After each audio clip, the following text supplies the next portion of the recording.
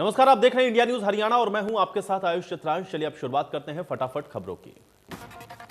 सरकार और किसानों के बीच नवे दौर की बैठक बेनतीजा रही है। 15 जनवरी को अगली बैठक होगी। बैठक में कृषि मंत्री नरेंद्र तोमर, पीयूष गोयल मौजूद रहे। सरकार और किसान अपने अपने रुख पर अड़े हुए हैं। सरकार ने बैठक में साफ कर दिया है कि वो कृषि कानून को वापस नहीं लेंगे। वहीं किसान तीनों कृषि कानून को वापस लेने की मांग पर अड़े।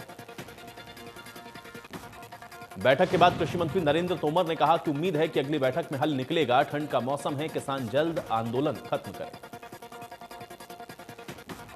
नरेंद्र तोमर ने कहा, सरकार ने किसानों को प्रस्ताव देने की मांग की है। सरकार हर प्रस्ताव पर खुले मन से विचार करने को तैयार है।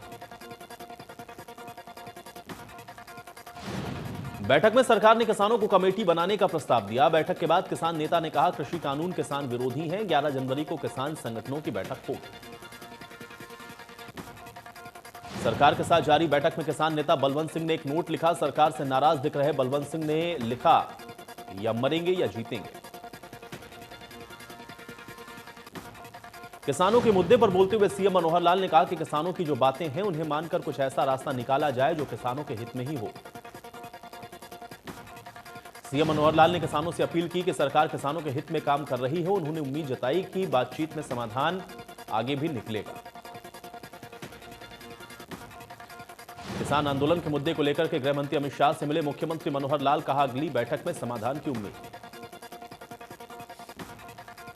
संजय भाटिया ने किसानों पर बोलते हुए कहा, किसानों में दूसरा पक्ष सुनने का भी धैर्य होना चाहिए। यह बात उनको समझनी चाहिए। संजय भाटिया ने कहा कि अगर परमात्मा भी ये कहेंगे कि प्रधानमंत्री नरेंद्र मोदी किसानों के हित के बारे में नहीं सोच रहे हैं तो भी मैं ये बात नहीं मानूंगा।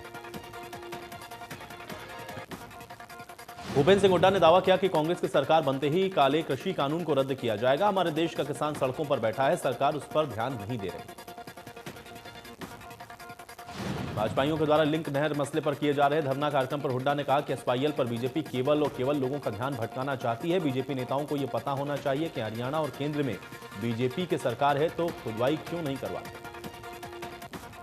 भूपेंद्र सिंह हुड्डा ने कहा कि उन्होंने अपनी राजनीतिक जीवन में पहली ऐसी सरकार देखी है जिसने कच्चे और पक्के दोनों कर्मचारियों को नौकरी से निकाला है। सिरसा से ट्रैक्टर यात्रा लेकर निकले इनेलो महासचिव अभय चौटाला ने हांसी में रात्रि ठहराव के बाद टीकरी बॉर्डर के लिए कूच किया है। नई सब्जी मंडी ग्राउंड से अभय चौटाला दिल्ली के लिए निकले। यात्रा शुरू करने से पहले अभय चौटाला ने पत्रकारों से बातचीत में कहा कि केंद्र सरकार अब किसानों के तेवर को देखते हुए राज्य सरकारों को अधिकार देने की बात कह रही है। उन्होंने कहा कि केंद्र सरकार राज्य सरकारों पर कानून को लागू कराने की बात को कहकर अपना पल्ला झाड़ना चाहती है। सरकार किसानों के आक्रोश से बचने के लिए ऐसी बातें बोल रही है। अगर केंद्र सरकार राज्यों को कृषि कानून लागू करने का अधिकार देती है तो ऐसा प्रावधान पहले क्यों नहीं लाया गया। अभय चौटाला ने कहा कि केंद्र सरकार चारों तरफ से अब दबाव में है। अभय चौटाला ने कहा कि आगामी 26 जनवरी को किसानों के दिल्ली में ट्रैक्टर मार्च का इनेलो पूरा समर्थन करेगी और किसान कृषि कानूनों को रद्द करवाए बगैर बॉर्डर छोड़कर नहीं जाएंगे। किसानों के मुद्दे पर पंजाब के कांग्रेस नेताओं ने दिल्ली में पार्टी महासचिव प्रियंका गांधी के साथ मुलाकात की है। प्रियंका की आवास पर हुई बैठक में पार्टी की रणनीति को लेकर चर्चा की। योगेंद्र यादव ने डिप्टी सीएम दुष्यंत चौटाला से अपील करते हुए कहा है कि किसानों के साथ आ जाएं तो हो सकता है किसान आपको समझ सके। योगेंद्र यादव ने यह भी कहा कि हर किसान परिवार से एक आदमी 26 जनवरी को दिल्ली पहुंचे। हर गांव से कम 5 ट्रैक्टर और 11 महिलाएं दिल्ली पहुंची।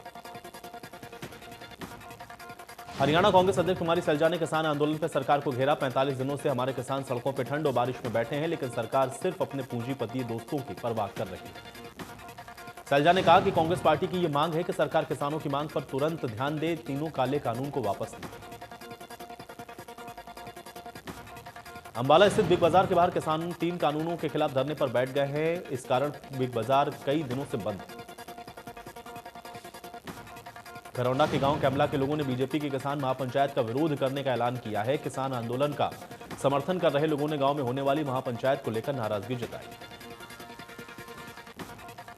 भारतीय किसान यूनियन के गुट ने बीजेपी विधायक हरविंदर कल्याण के निवास का घेराव करने का ऐलान किया है। किसानों की चेतावनी को देखते हुए विधायक के निवास की सुरक्षा व्यवस्था कड़ी कर दी गई। फतेहाबाद में किसानों के समर्थन में दुकानदारों ने मार्च निकाल करके प्रदर्शन किया। दुकानदारों का कहना है कि किसानों के साथ कंधे से कंधा मिलाकर चलेंगे। हिसार में कांग्रेस के समर्थन में आम आदमी पार्टी के कार्यकर्ता और विभिन्न संगठन से जुड़े लोगों ने रिलायंस फ्रेश और पतंजलि के बिक्री केंद्र पर प्रदर्शन किया है। किसानों ने सरकार के खिलाफ नारेबाजी की। कृषि कानून के विरोध में आंदोलन कर रहे किसानों के मुद्दे पर जेजेपी के राष्ट्रीय अध्यक्ष अजय सिंह चौटाला ने कहा है कि मैं कामना करता हूं कि बैठक में हल निकले।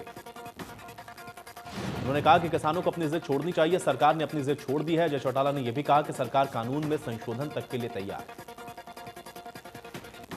अजय चौटाला ने कहा कि कानून कभी रद्द नहीं होते, कानून में संशोधन होता है। संशोधन के लिए सरकार तैयार है, किसान बैठकर बातचीत करें, हल निकलेगा। बारना में पूर्व विधायक नृपेंद्र मांडी ने बीजेपी को अलविदा कह दिया है। किसानों के आंदोलन का समर्थन करते हुए मांडी ने पार्टी छोड़ने की घोषणा की।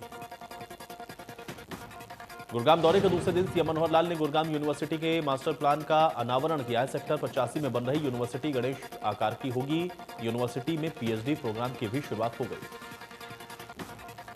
मुख्यमंत्री मनोहर लाल ने गुरुग्राम ग्रीवेंस कमेटी की बैठक में 16 शिकायतें सुनी है। न्यू कॉलोनी में अवैध रूप से सील हटाने पर एफआईआर दर्ज करने के आदेश दिए। सीएम मनोहर लाल ने विपक्ष पर निशाना साधते हुए कहा है कि भूपेंद्र सिंह हुड्डा आजकल दिन में सपने देख रहे हैं कि सरकार गिर जाएगी, लेकिन यह सरकार गठबंधन की पूरे 5 साल चलेगी। हरियाणा में बर्ड फ्लू की पुष्टि हुई है। पंचकुला के लिए गए सैंपल में बर्ड फ्लू की पुष्टि हुई है। पशुपालन मंत्री जेपी दलाल ने इसकी जानकारी दी।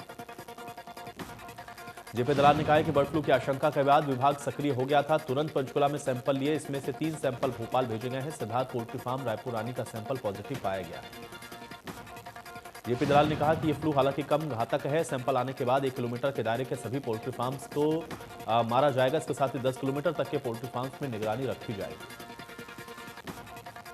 जेपी दलाल ने बताया कि 5 फार्म हैं जिसमें 1,66,000 मुर्गियों को मारा जाएगा। इसके साथ ही जितने भी कर्मचारी पोल्ट्री फार्म में काम करते हैं उनको एंटीवायरल दवाइयां दी जाएंगी।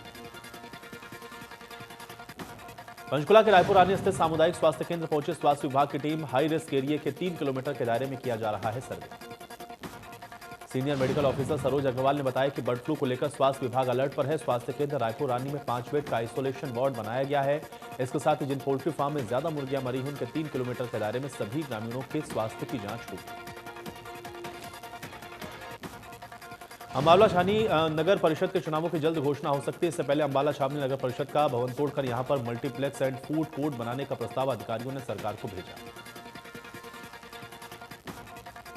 नगर परिषद के अधिकारियों ने 4 मंजिल आधुनिक सुविधाओं से लैस मल्टीप्लेक्स का नक्शा बनाकर राज्य सरकार को भेज दिया है। इसमें करीब 100 दुकानें, 50 शोरूम बनाए जाएंगे। इनका किराया मिलने से नगर परिषद की आमदनी बढ़ेगी।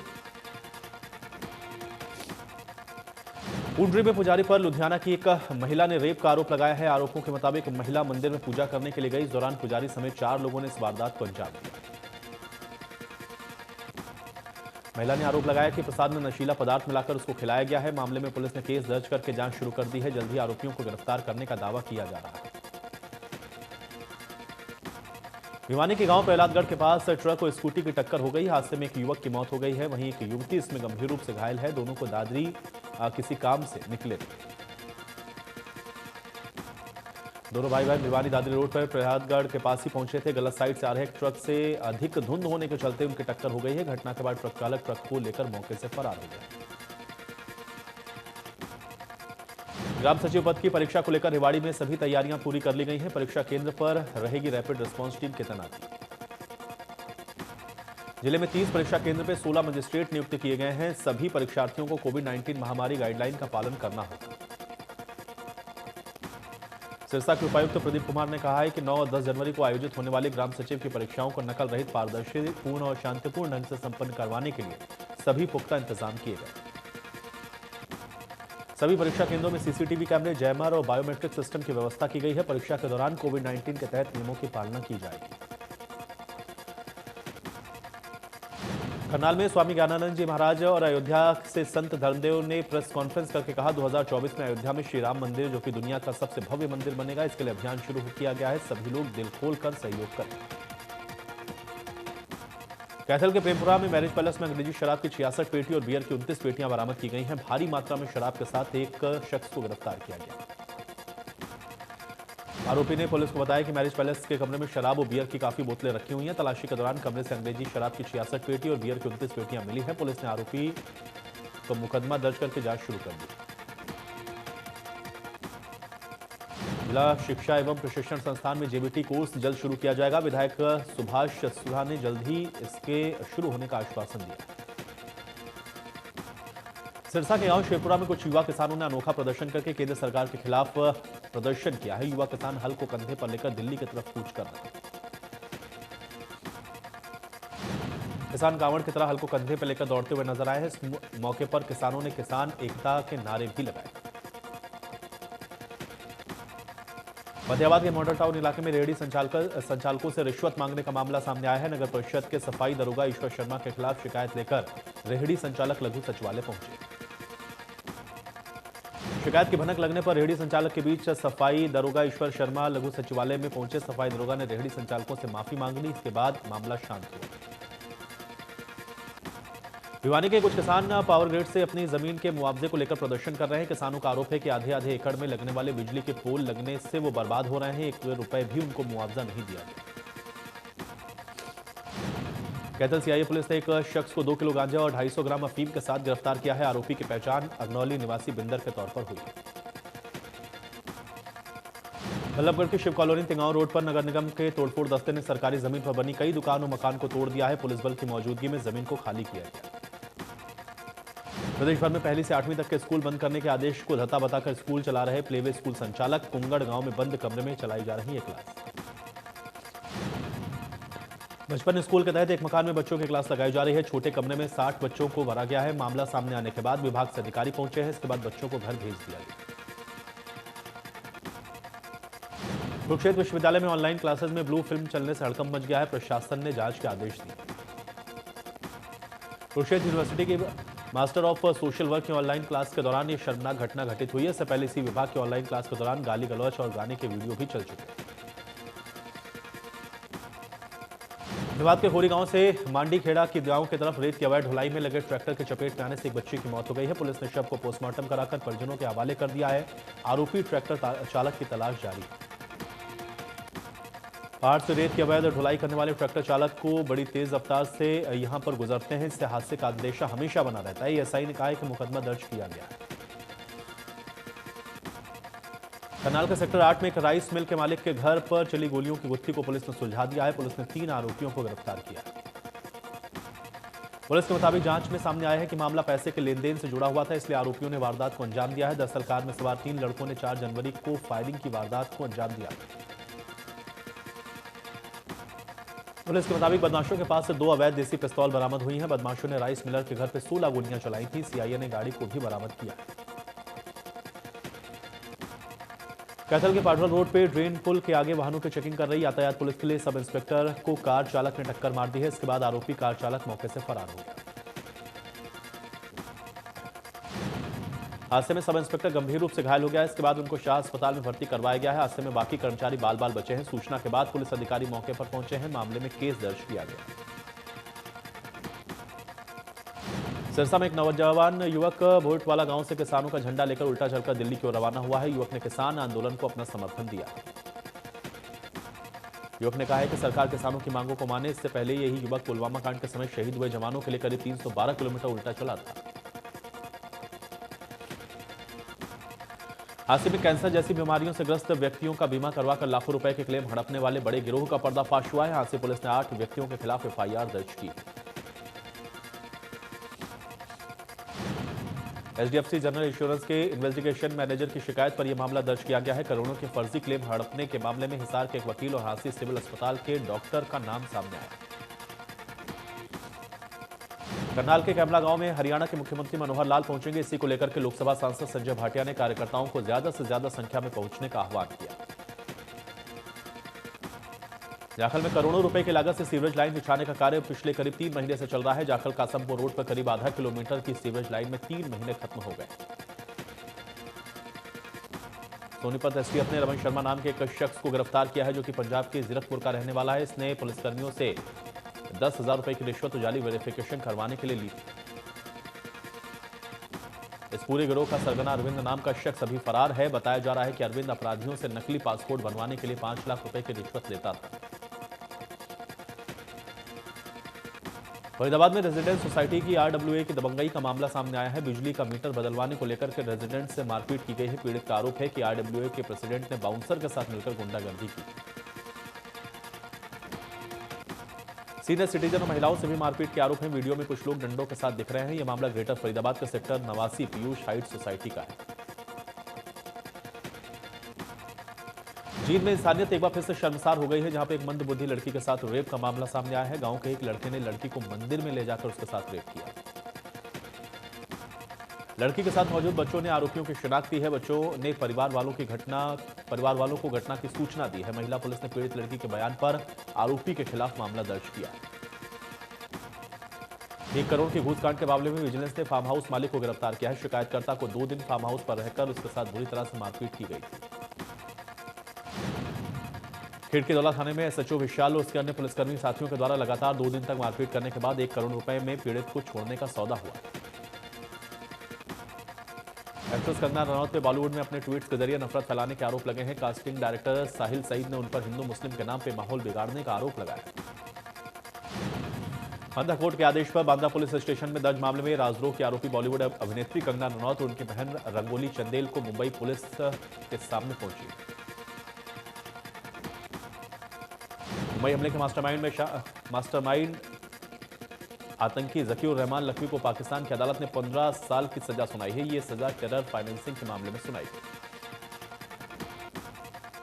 लाहौर की अदालत ने आतंकी गतिविधियों के लिए धन मुहैया करवाने के आरोप में सजा सुनाई है। यह वही लखवी है जिसे कंधार में भारतीय विमान के अपहरण के बाद छोड़ा गया। पहाड़ों पर जोरदार बर्फबारी हो रही है। उत्तर भारत में घने कोहरे ने मुसीबत बढ़ा दी है। जम्मू कश्मीर, उत्तराखंड और हिमाचल में बर्फबारी के चलते हालात बेहद मुश्किल है। जम्मू श्रीनगर हाईवे पे बर्फ की मोटी परत की वजह से 5 दिन से यह हाईवे ठप है। ज्यादातर जगह पे तापमान 0 से नीचे है। जम्मू कश्मीर के कई जिलों में बर्फीले तूफान की चेतावनी भी जारी की गई। मैदानी इलाकों में बादल राहत दे सकते हैं। मौसम विभाग के मुताबिक आसमान साफ हो सकता है, लेकिन अभी इसी के साथ शीतलहर की वापसी भी होगी। पंजाब हरियाणा में मुश्किल ज्यादा बढ़ सकती है। दिल्ली और राजस्थान में भी शीतलहर की जद में आएंगे। दिल्ली में कोहरा छाए रहने की वजह से विजिबिलिटी घटकर 300 मीटर हो गई। भारत और ऑस्ट्रेलिया के बीच तीसरे टेस्ट के दूसरे दिन भारत का खेल समाप्त होने तक 2 विकेट पर 96 रन बनाए और वो ऑस्ट्रेलिया से अभी 242 रन पीछे हैं। इस टाइम के वक्त चेतेश्वर पुजारा ने 9 और कप्तान अजिंक्य रहाणे 5 रन पर खेल रहे हैं। पिच पर बल्लेबाजों के लिए अनुकूल माहौल है। ऐसे में तीसरे दिन का खेल बेहद महत्वपूर्ण होगा। भारत ने पहले गेंदबाजी करते हुए मेजबान टीम को 338 रनों पर रोका है। रविंद्र जडेजा ने 4 विकेट लेकर के ऑस्ट्रेलिया की पहली पारी को 338 पर समेट दिया। रविंद्र जडेजा ने 4 विकेट लेकर ऑस्ट्रेलिया के पिछले बल्लेबाजों को टिकने का मौका नहीं दिया। जसप्रीत बुमराह और नवदीप सैनी ने 2-2 विकेट लिए हैं। मोहम्मद सिराज को 1 विकेट मिला। ऑस्ट्रेलिया के लिए स्टीव स्मिथ ने सबसे ज्यादा 131 रन बनाए। स्मिथ ने 14 पारियों के बाद टेस्ट तक ठोका है। इससे पहले उन्होंने 4 सितंबर 2019 को इंग्लैंड के खिलाफ मैनचेस्टर में 211 रनों की पारी खेली।